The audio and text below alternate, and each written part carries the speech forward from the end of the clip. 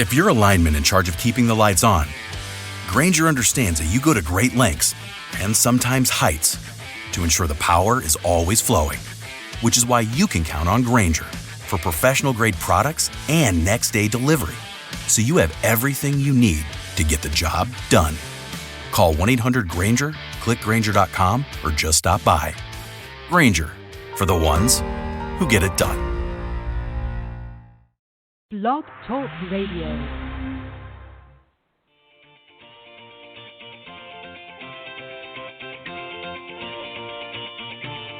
Good morning, everyone. Welcome to the Women of Golf Show. I'm Ted Odorico, and joining me is LPGA professional Cindy Miller, and we are your hosts.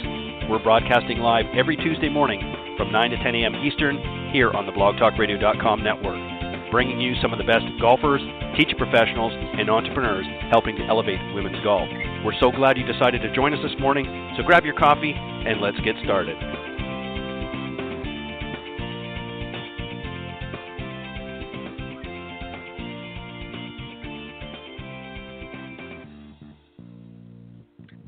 All right, good morning once again, everybody, and thank you for joining us this morning on the Women of Golf. I'm Ted Odorico, and right alongside, of course, each and every week is none other than Legends Tour player and LPGA professional Cindy Miller, and we are your hosts here on the Women of Golf. Good morning, Cindy. Good morning. How are you?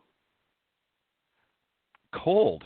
It's cold in Florida, Cindy. It's not supposed to be cold in Florida. Stop whining. It was yesterday morning. I got up. It was 66 degrees, and I thought, no, this isn't Florida. I don't believe it. Oh, you poor baby. It's 46 here. As you know, those of you tuning in, you know that Cindy lives up in Buffalo. So, yes, I have nothing to complain about. I'm happy. 66 is a lovely, beautiful morning here in Florida. All right.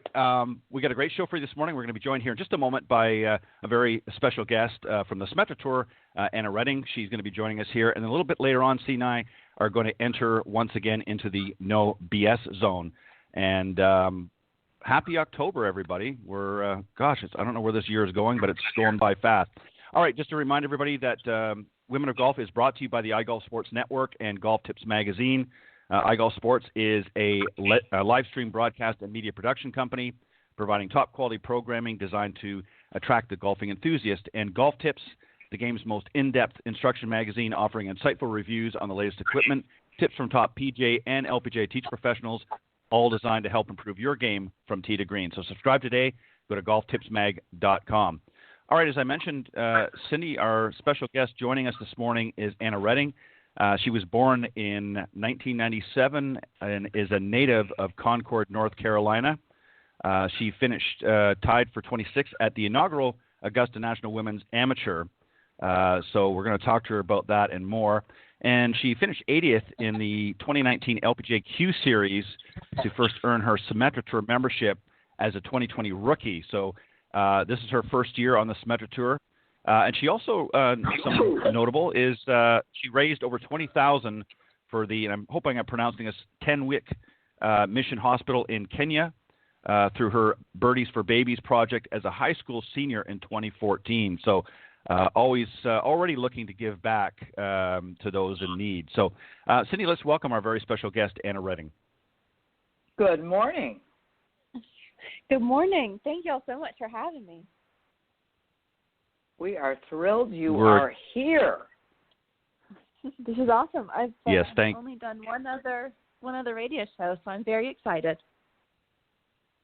Well, we're glad to have you. Was that pronounced correctly? Let me just before we continue. Is it Tenwick? Yes. Tenwick Hospital. Yep, in Beaumont, okay. Kenya. Mm-hmm. Yeah. Okay, very cool. We'll talk to you about that as well. Cindy, you want me to start or you want to start? I want to start. So okay. How did you raise? I'm a little bit of a brat, Anna. Can you tell? How did you raise $20,000?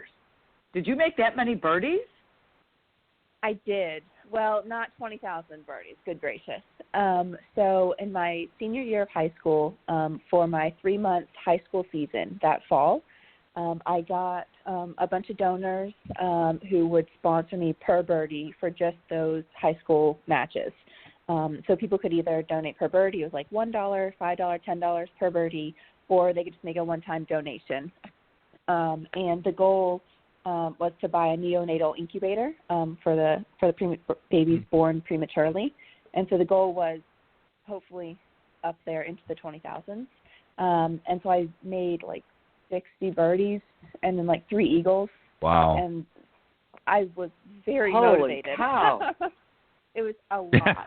And so I kind of went back and I wasn't expecting to make that many.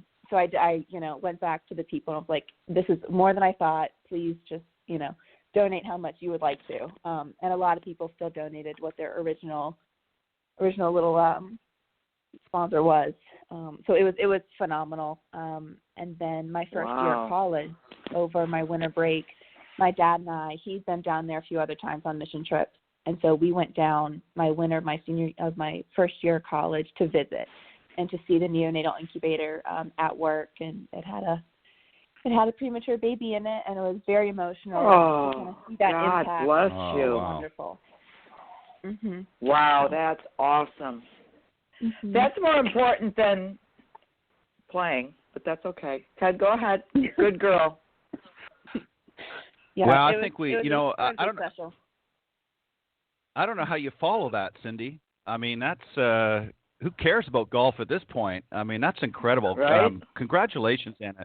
Yeah, I mean, that is just fantastic. And I mean, very quickly before Anna, I ask you anything, Cindy, I just want to say, it just goes to show, we've said this many times before, just how wonderful people in this industry are in the golf business. They give back so much and do so many things for such worthy causes. And it just makes me, as I'm sure it does you, very proud to be part of such a wonderful industry that not only has an interesting game attached to it, but just has so many wonderful people involved.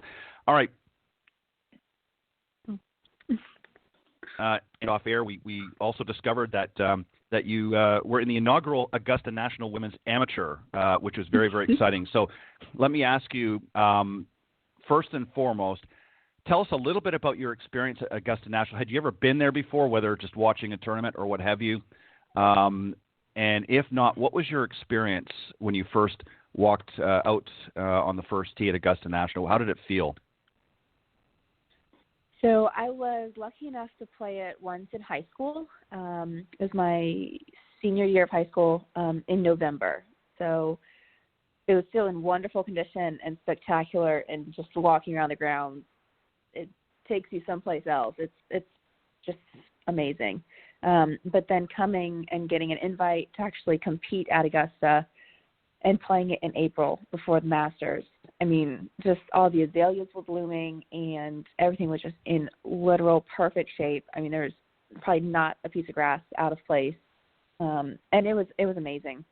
I felt very lucky to be there. And then to be the very first woman to tee off on Saturday after making the cut was probably the most nervous and excited I've ever been on the golf course.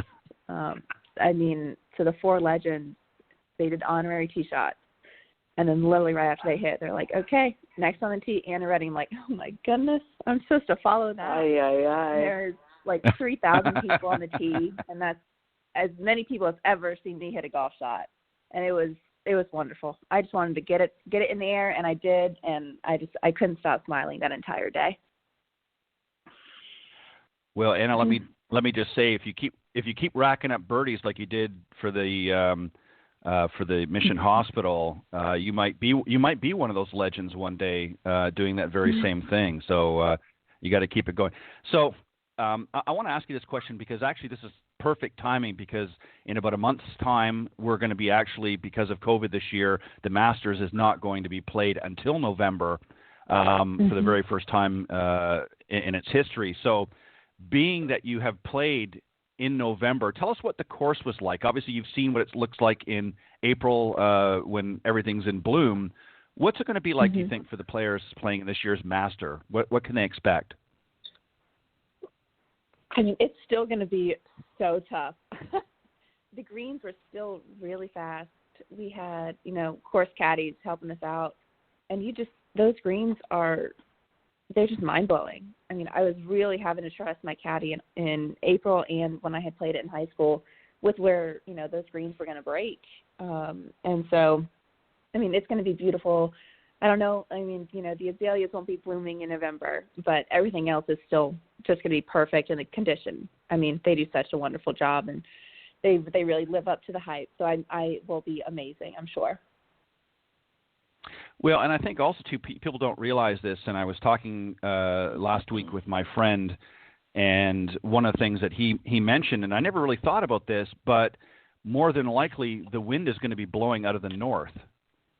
So that's going to change a lot of holes at Augusta National and how they play, because typically they might be downwind. Now they're going to be playing into the wind or possibly crosswind from a different angle than what they would normally be used to if the prevailing winds stay as they do in winter months. So it's going to be interesting to see how it affects the course from that standpoint as well. So just wanted to make that, I thought, an interesting note.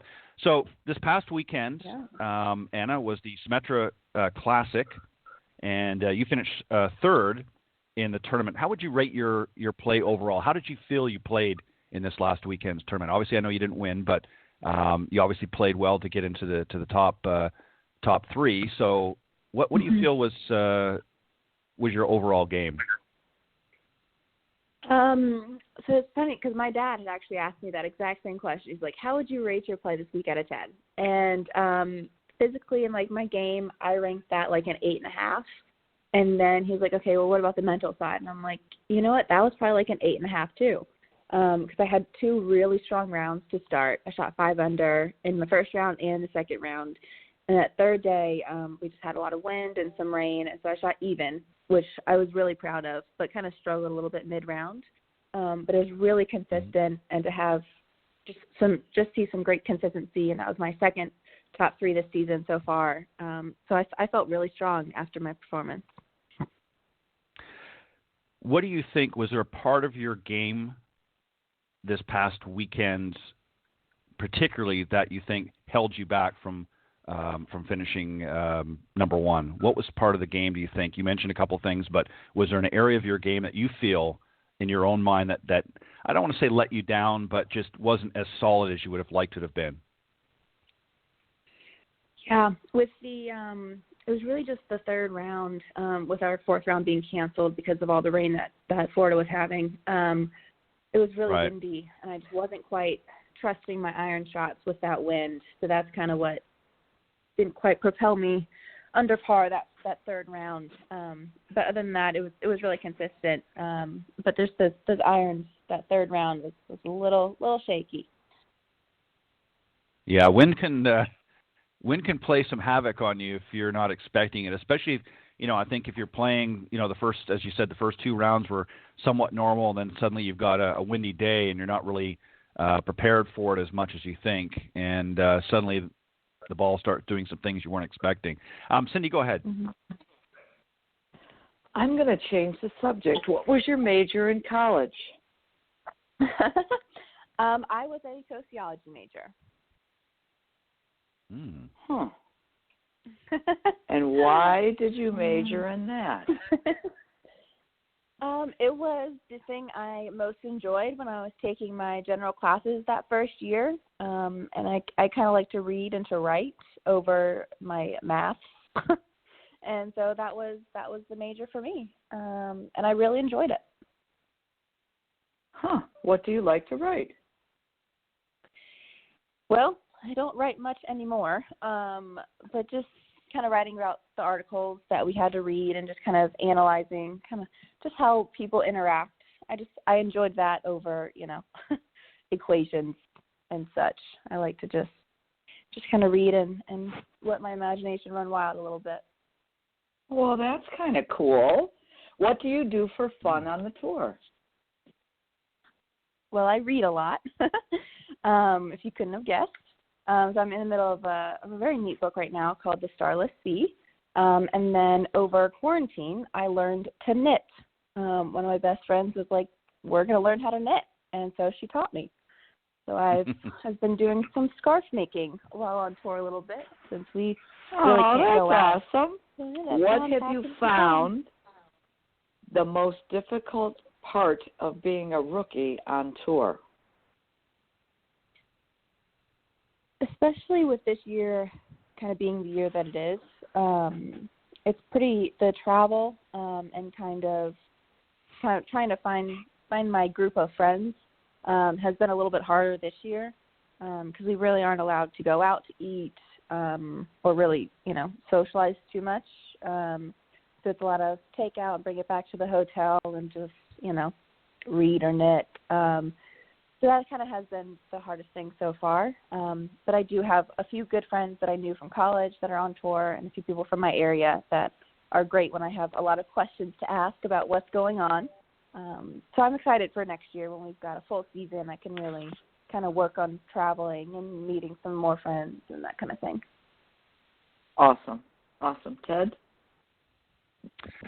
So, Anna, let me ask you, I want to go back just a little bit. You mentioned about your father asking how you played over well. Was he the one that essentially introduced you to golf, or how did you begin your journey down the golf road? So when I was really young, I think my dad took me to the course a few times, but I played a lot of sports growing up, and my grandparents put me in a golf camp when I was 10, and so that's really what kind of jump-started my love for the game and wanting to play it in high school and really in college and then beyond. What was it about golf that you liked? For those that have never played before or don't really understand the game, kind of look and scratch their head and say, I don't get it. You're chasing a little white ball around the golf course. How fun can that be? There's no challenge. It's hard, yes, but it's, they just don't get it. Explain for those listening that maybe have never played before but obviously have a curiosity because they wouldn't be listening to the program. What would you say to them if you were trying to introduce somebody for the first time to the game? For me, I think golf is extremely peaceful because we get to play it outside, and that is a wonderful place to spend time, and especially for me with it being my office, I'm very lucky to have that. But I love being outdoors, and I think that's a great thing that comes with golf. And it's also a sport that there's so much camaraderie with, and you can meet so many different people. One of my best friends is Italian, and I met her through golf, and we never would have created this friendship without it. And it's a sport you can carry for the rest of your life, and just travel the world with golf. And I think it's a wonderful sport, and it really kind of just brings out the best in people too. Yeah, I agree. I think it's a game that obviously one has to have integrity. And you have to, you're challenging yourself. I think that's what most people would say is they love about golf is because it is an individual sport. You're constantly challenging, pushing yourself to be better. You're not relying, obviously with a few exceptions on teammates. So it's really all up to you and the elements out there. So it can be a good day or it can be a bad day depending on what you're faced with. If you were going to give because I'm sure you've played with many amateurs over even your career so far. What would be a tip that you would give amateurs as far as helping them to play a little bit better? What do you see most often with amateur players? What's some of the biggest problems that you see that they struggle with, and what would you advise them to do to make it a little bit easier on them? That is a tough question right there because I am still trying to figure out my golf game too. I think, short game is always something that everyone talks about. And, I got tired of hearing it when I was younger. Everyone's like, short game. I'm like, okay, fine. But I think really with putting, I think speed control can be just really important with amateurs, especially when you're just starting playing, because there's, at least half your shots are pretty much going to be on the putting surface. And so if you can get just a nice tempo with the putting stroke and just kind of find a good rhythm for some speed control with those long putts, that will really help get you started. I couldn't agree more. Now, I just have one more question I'm going to ask you, and then I'm going to throw it back to Cindy here. We all know that sometimes, especially in your case, because you're playing at a higher level than most of our listeners are playing, and there are going to be some stressful situations out there. Maybe you've hit some bad shots. Maybe you're playing a hole that doesn't really fit your eye. how do you handle stress when you're on the golf course? What do you say when you get in a stressful moment? Do you say something to yourself mentally, or do you do something to try and stave off that anxiety? What do you do?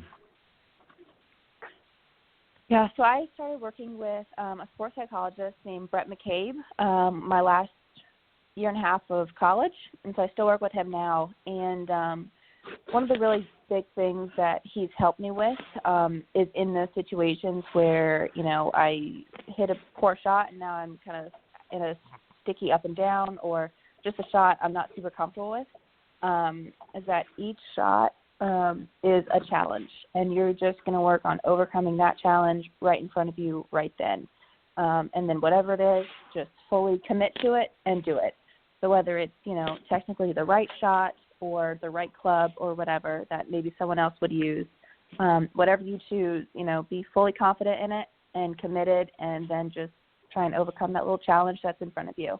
And that has really helped me tremendously. Just kind of thinking about certain golf shots that way, and just kind of keeps me really focused when I'm maybe not loving a particular shot. That's some great advice. That's very well said. Cindy, go ahead. How many events did you play in your last year of amateur golf, not including college events? Oh my goodness. So I actually turned professional before Q School of 2019. So I got a sponsor invite into the the LPGA Marathon Classic in Toledo. So I had turned professional in July before Q School. So I think I only played 3 amateur events in the first half of 2019 before turning pro. Yeah, because I played the Augusta event during while I was in college, and then I played the Porter Cup in Buffalo, one of my favorite events. Yes, I love that event. And then I played the British Amateur, and then I turned pro when I got back. So I didn't play too much outside of my college events. And why did you like the Porter Cup? Well, the first year that I went to the Porter Cup was right after playing the British Amateur. I was coming back from overseas, and my clubs got lost. So I went up to that event without any golf clubs, and the tournament director, Brian Oakley, and just the staff up there helped me get a golf set together. Head Pro let me use his putter and his wedges, and just the staff and just everyone around it was so fun, and they really made the event really enjoyable for me. I mean, can you imagine going to a golf tournament knowing you don't have your own golf clubs? It was just crazy. Holy cow. And I was also with a host family who I'm still in touch with now, and they're just wonderful, and they hosted me every year I came back. And it's just I just built such a great relationship with the people of that event that I made sure I wanted to play it one more time before I turned professional. And it's that's awesome. Special. Mm-hmm. Big fat people from Buffalo are nice. Mm-hmm. Yeah. Listen, I couldn't agree more. Cindy, I don't hold anything against people from Buffalo. You're a great inspiration yourself. Let me ask you another question. I want to go back to the Mission Hospital as an example here. Have you got any future plans or anything that you're currently working on, something similar where you want to do some sort of a charitable event or something to raise money, whether it be for the Tenwick Mission Hospital in Kenya or some other project maybe in that area or another area? Is there anything you're working on right now? There is nothing currently that I'm working on. I definitely am going to do something again in the future. With kind of going through college and not really, there's so many NCAA rules, so I kind of really couldn't do anything in college. And then I'm just still kind of trying to get my footing out here on the Symetra tour. But I will definitely be doing something again in the future. That is very close to my heart. Yeah, I think that's great. Can I ask? Yep, go ahead. What would you when did you know you wanted to play professional golf? How old were you? I'm really not sure. Kind of when I started, honestly, I had a little bit of talent right when I started, so that really kind of helped me jumpstart my career. And I think it was probably in high school, probably, I don't know, maybe freshman year of high school. I loved the game, and I knew that it was kind of where I was supposed to be, and I loved it, and that's what I wanted to do. And there was quite a few golfers at my high school. Actually, we had 6 golfers go to college, men and women, my year. So there was a lot of competition, and it just got us all fired up. So I loved it, and I just wanted to keep going forever. Oh, that's awesome. How often did you practice when you were younger? I know it's your life now, but yeah. So for a while, I was struggling to get to the golf course, and so I've got a younger sister, and we both wanted to get our ears pierced. So we made a bet with my parents that I had to practice golf for 30 days in a row for us to get our ears pierced. I think that might have been 8th grade, and so that's kind of what got me really started in kind of the hard work and kind of what I needed to be doing. And so I had to go to the golf course for 30 days in a row.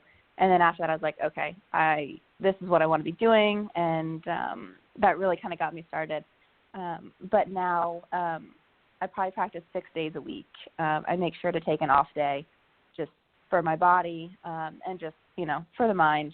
So I definitely take a day off and think that's extremely important. Awesome. Ted? Yeah, I couldn't agree more. So what's coming up for you right now? I think the Symetra's off this week. Is that correct? Yes, that's correct. Mm-hmm. Yeah. So we go. In fact, go ahead. Yeah. So our next event is down near Orlando, Florida, next week, and then we've got a week off, and then our final 2 events are in North Carolina. It's in Pinehurst and then Davidson. Very good. So what are you going to do between now and the next tournament? Obviously, you're going to practice a little bit, but are you just going to kind of take it easy? Or what are you going to do between now and the next event? Yeah, I'll just get in some solid practice. I work out with a trainer, so I'll go see her this week. And then I'm actually playing with Laura Wern, who y'all had on last week. She's in this area, and so we've got a tough day at our club on Friday. So we're gonna play in that. Very good. Well, listen, I think unfortunately, it's 2020 has not been a great year for your rookie year with everything going on. Obviously, many of the events were either pushed off or canceled as a result. But I think you've, from what I've seen, what you've been doing so far, I think you've got a good. You're going to finish strong, I believe. I believe that sincerely, and I think you're going to come out swinging. No pun intended for 2021. So, as you look towards next season, are you going to do anything different? What's your game plan? I guess that's what I'm looking for. What's your game plan? What do you think about when you come out to each of the events? What's your strategy? For this season, it was really, with it being my rookie year, it was really just to learn all I can, kind of get used to the travel, kind of figure out how the tour works. I've asked Laura many questions. And so this year's been great for me learning all of that. So with next year, I feel like I'll be able to kind of take it a little bit more by charge, like starting at that first event. I'll just kind of know a little bit more how it works. I'm definitely gaining some confidence after this season. So next season, with it being a little bit more normal and that top 10 will move on, I think I'll just start strong and see what happens. One final question, and then we'll let you retire and do what you want to do for the rest of your day. For any young girl that's listening right now that maybe is kind of sitting on the fence, has an interest in golf, but maybe is a little bit shy about getting out there and playing, what words of inspiration would you offer her? I would say to anyone who, might want to dabble in golf or maybe just kind of explore anything new, go for it. It's an incredible game. It's pretty fun, but make sure that whatever you want to do or want to try, that you enjoy it. I think being happy and doing something that you love to do really makes a massive difference. So whether, your friends or your parents want you to try it once, go out there and see what happens. And then if you don't like it, that's okay. Go find something that you love and that you enjoy doing and just kind of be happy. Well said. That's and I think that's great advice. Yeah. Yeah, I think that's great advice because not everybody's going to get to the question. Yeah, go ahead, Cindy. May I interrupt? I'm sorry. No, that's okay. So I teach an awful lot of juniors, and I have issues with parents. I believe that a lot of times it's the parent's dream and it's not the child's dream. And you didn't have to tell me to go practice because I wanted to do this. And I believe that, we had a dad, my son played terrible the other day. I don't think he really cares. He was better when he was a freshman, and now he's a junior. And I said, well, he's taken enough lessons to know what he does when he messes up and how to fix it. And it's such a personal game, if you will, that it's you, the club, the ball, and the course. And it's so internal that you have to want to get better. And I understand being upset and mad at yourself. What would you say to a family where that might be the case and the kid is just burnt out? Those are really the tough conversations and just the tough situations that the parents and the kids really need to be open with each other. Right before I started high school, I thought I was burned out, and my parents let me stop for a little while. And then when golf season came back around, I was like, oh my goodness, I need to be playing. I can't believe I stopped. And it's an incredibly difficult conversation to have, especially when you said, the parents probably really want, what's best for their kid, and they really want them to do well. But sometimes the kid just wants to be doing something else in their heart. And so, it's tough for kids to tell their parents, hey, I know you love this, but I don't. And it's even tougher for the parents to listen to that and to really hear what their kid is saying. So it's tough. I always say listening is an incredible skill to have. And so just to make sure you listen, and you don't always need to talk to hear what's happening around you. So I'd say that's about all I can say about that. Thank you. Yeah, no, I think that's good. I think what a lot of it is, for the parents is they look at it, all the time that's been invested, the money that's been invested to help their child get out there and play, competitive golf, and then all of a sudden the child says, no, I don't know if I want to do this or whatever. They don't get it. They look at it from that perspective and not from how the child may be feeling. And you're exactly right in your analogy. And I think that, you have to have open lines of communication. And it's difficult. I think it's more difficult for the child than it is for the parent because they don't want to feel like they're letting their parents down. And, they understand the commitments that the parents have made thus far. And so a lot of times they just sort of knuckle down and say, well, I'm just going to do it for my parents, but they're not really having fun and they're not really enjoying it. And I'm a firm believer that if you're not enjoying what you're doing, you need to stop, and because it's just going to make you miserable as time passes on. But on that note, we're going to finish in a high note and wishing you all the best for the rest of this season. We hope you'll come back, so get out there and win. So you can come back on the show as with your first win. We want you to share it with us, the very first win that you get, and we're going to be rooting for you. So, Anna, thank you very much for joining Cindy and I this morning on the Women of Golf. We really appreciate you stepping up and spending some time with us. Absolutely. Thank you guys so much for having me. Thank you. All right. Good luck, have a great sweetie. day. Thank you. All right. What a great young lady. Just Yeah. it's refreshing. I got to be honest. When you look at and I don't want to get off on a diatribe of conversation here, but when you look at the youth today, that's one thing I've got to say about many of the young golf professionals that we see on men and women's side, but particularly the young women. They're just so really in tune with what they want. They've really just got a great focus, and they're committed, and they just decide. And there's so many other areas in our society today where kids just are floundering and don't know what they want to do, and this, that, and these young ladies just step up and they say, you know what, I love golf. I'm going to get out there and come hell or high water, I'm going to win, and if I don't win, that's okay too.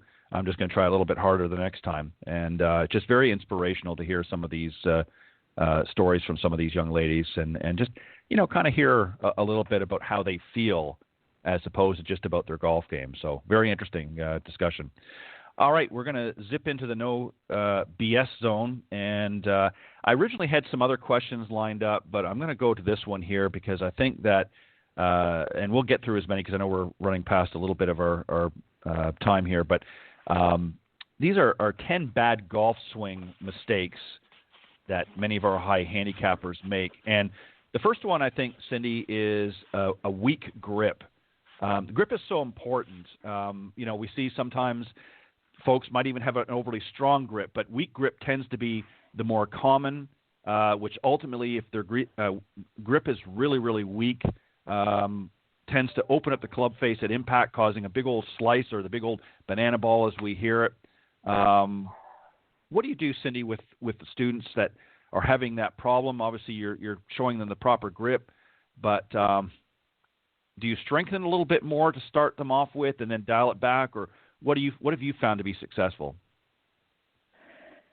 I give my students a setup routine that allows them to grip it naturally the way their arms hang from their shoulders. So let's pretend you're right-handed, and I say just stand up straight and hang your arms. And when you hang your arms, your hand either hangs in or under. So, your thumb points in towards your legs typically. And then I ask them to put a club right by their left hip if they're right-handed and just grab the club. So they're going to grab the club with their left hand and then bow over and bring the club in front of them. And typically then their left thumb would be pointing at 1 o'clock if the front of the club was midnight. So it's a little bit of a stronger grip, but it's more of a natural grip, if you will. Right. And then I ask them to put their back hand, which would be their right hand in this situation, on the club as if they're tossing a ball underhanded. So, yeah, it's a little more of a strong grip, but I believe it's more of a natural grip. And I want their fingers to pinch and their thumbs to be dead. Their left thumb's going to sit under their right thumb, and their right thumb's going to be over at 11 o'clock. So thumbs are 1 at 11. Yeah, I think that's great. And it's very interesting that particular way of addressing it, because that's exactly what Jack Nicklaus, one of the best players that ever played the game, that's exactly what he did. He used to put his hands down along his side, and he would grip the club with his left hand because he was a right-handed golfer, and he did that exact very same thing that you just described. So you're taking some tips from one of the best golfers in the game. Another area, Cindy, or maybe of course, he took is a tip from me.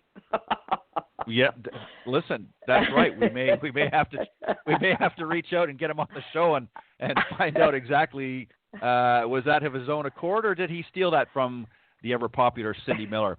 All right, so bad posture. Number 2, being in balance at address throughout your golf swing certainly has a lot to do, and it begins with good posture. When you're addressing the ball, we've seen this, Cindy, out in the range, and I got to admit, men, I think, tend to be worse. Sometimes our posture is not always the best. And you'll see somebody kind of slumped over, their shoulders are rounded over and pointing down, and all kinds of things can happen when you don't have the right posture. And again, walk us through a little bit of when you see a new student for the first time and their posture isn't too good. What are some things that you talk to them about to help get that in a better place?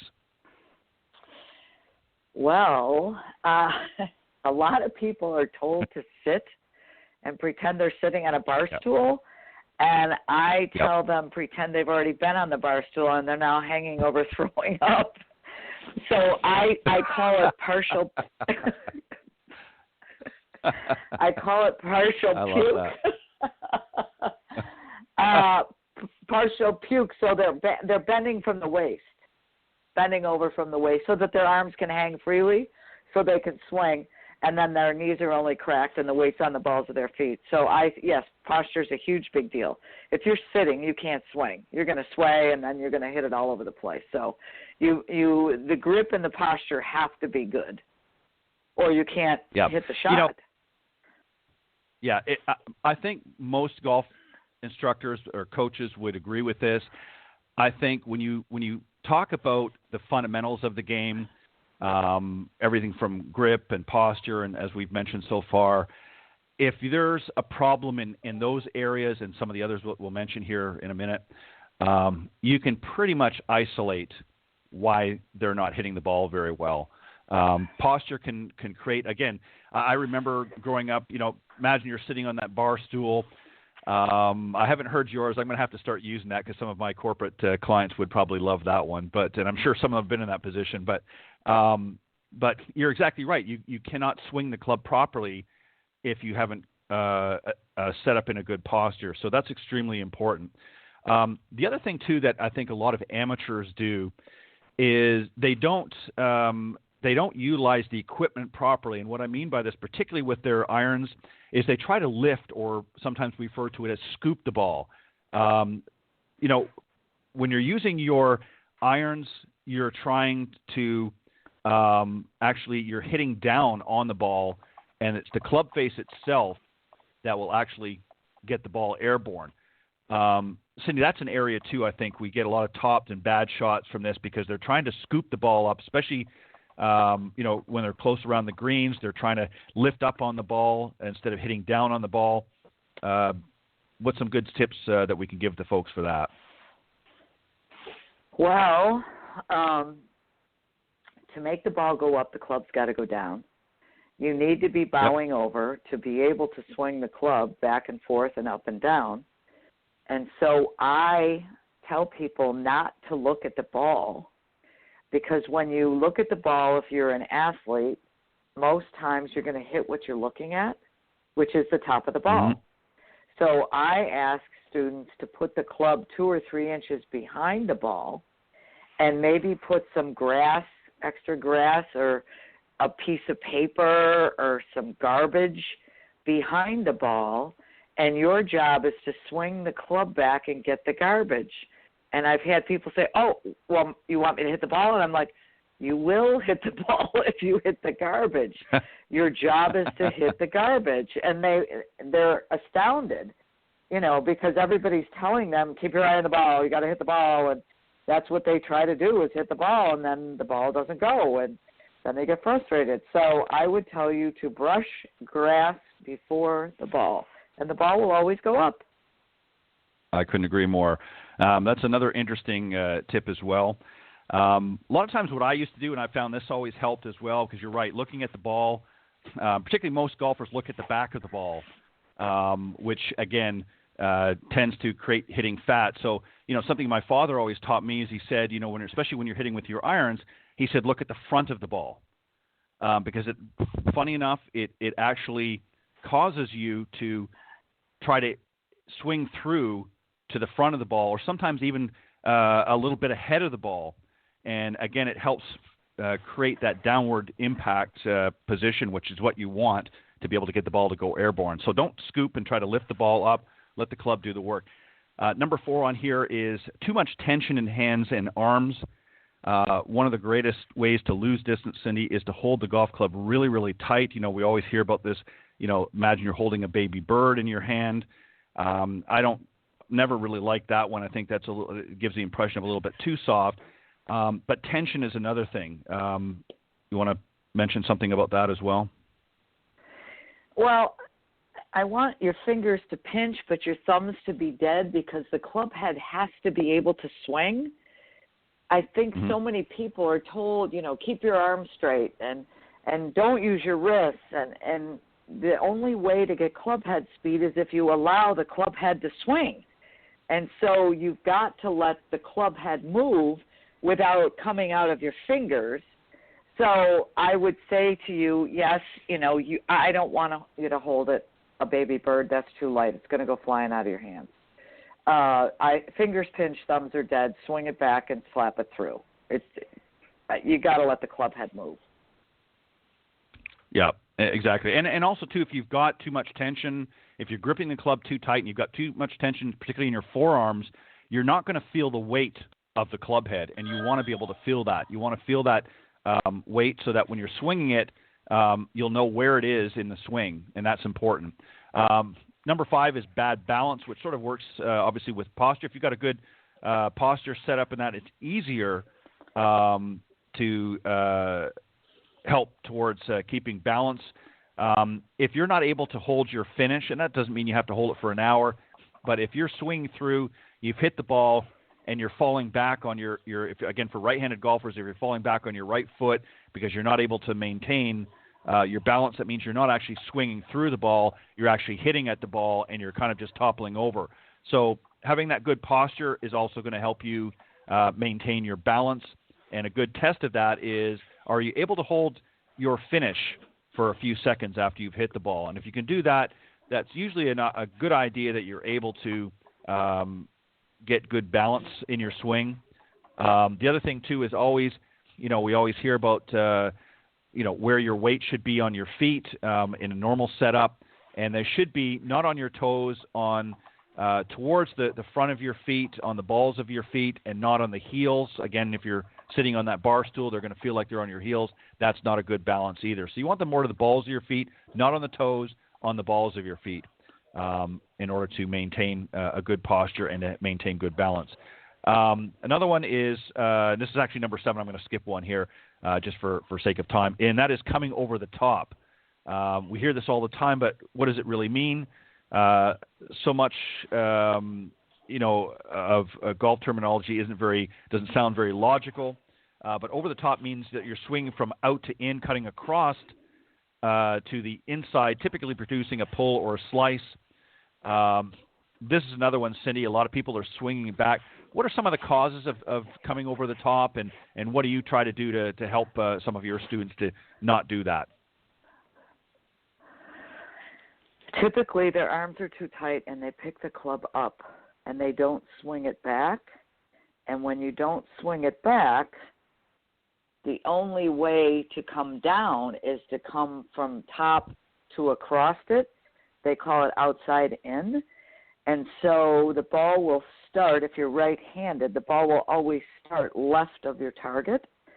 So I try to get people to, make sure that their posture's right, their grip's right, relax their arms, and swing it back as if your top of your left arm stays kind of close to your chest, and you allow it to swing close to you to where halfway back you could shake hands with somebody if you were right-handed.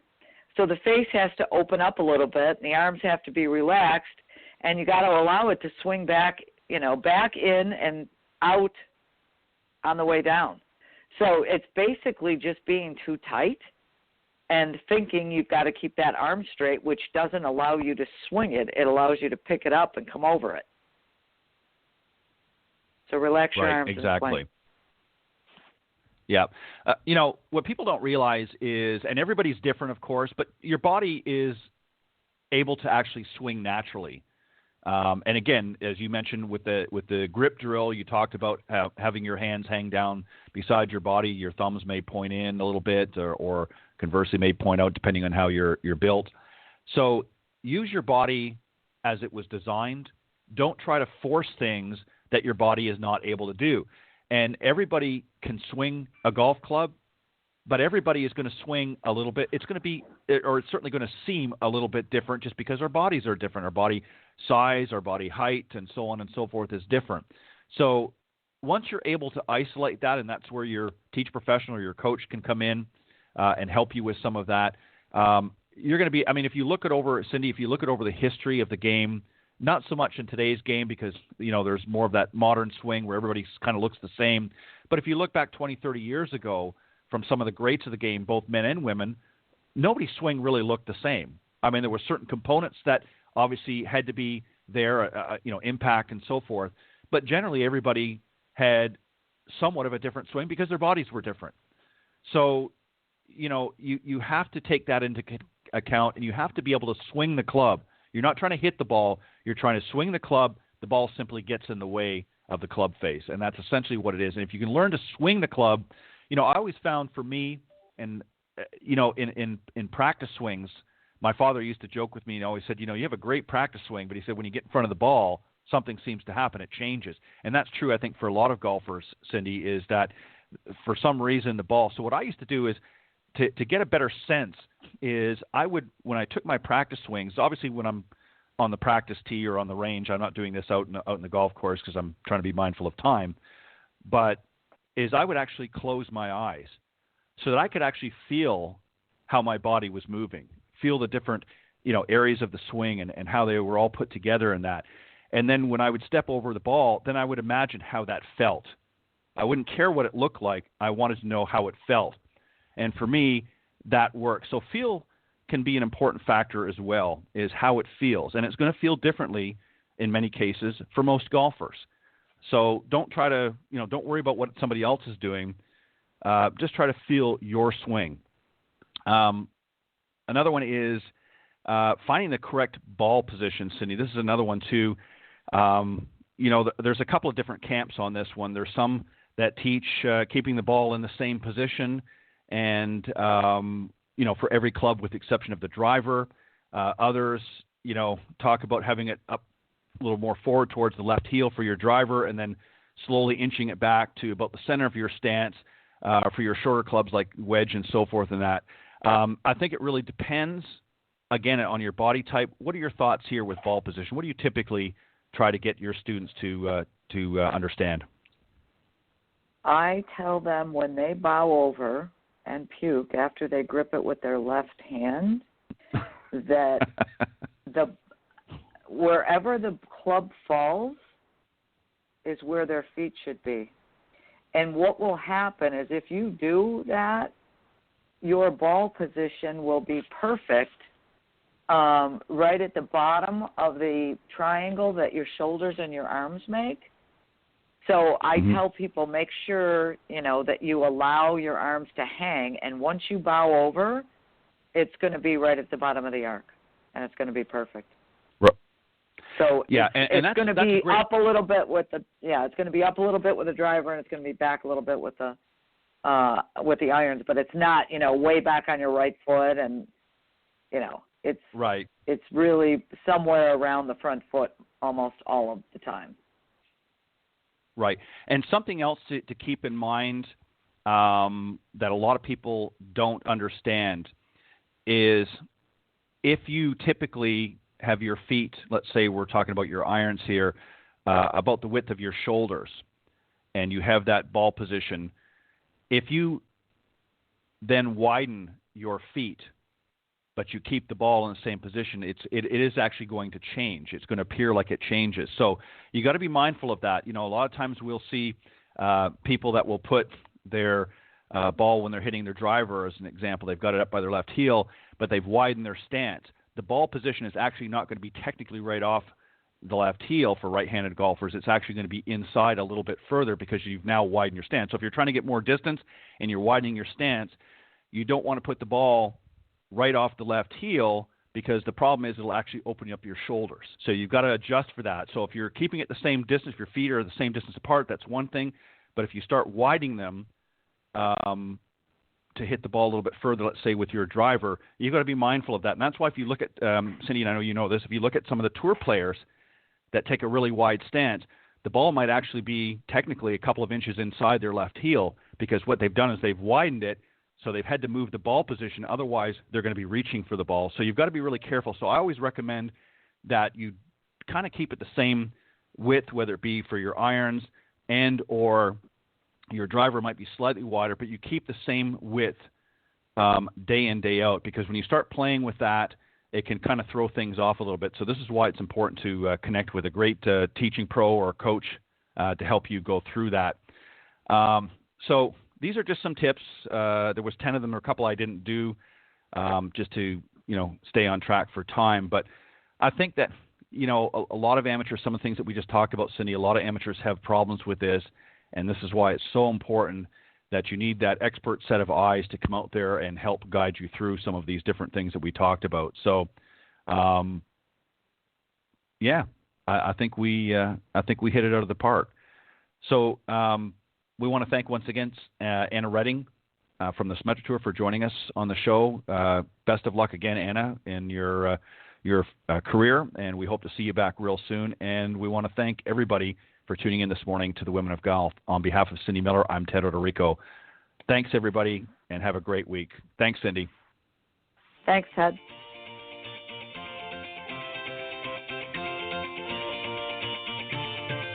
Thanks for listening this morning to the Women of Golf Show. Tune in live each week by visiting blogtalkradio.com/Women of Golf, or on any of these social media platforms: iTunes, Stitcher, TuneIn, CastBox, TalkStream Live, and of course Spotify. If you can't join us live, check out our on-demand section for previously aired broadcasts. To get updates for future shows and upcoming guests, you can follow us on Facebook at Women of Golf. You can also follow me on Twitter at Ted and Buck CEO and Cindy at Cindy Miller Golf. Please remember to join us next week on the Women of Golf Show. See you next time. This has been a production of the iGolf Sports Network.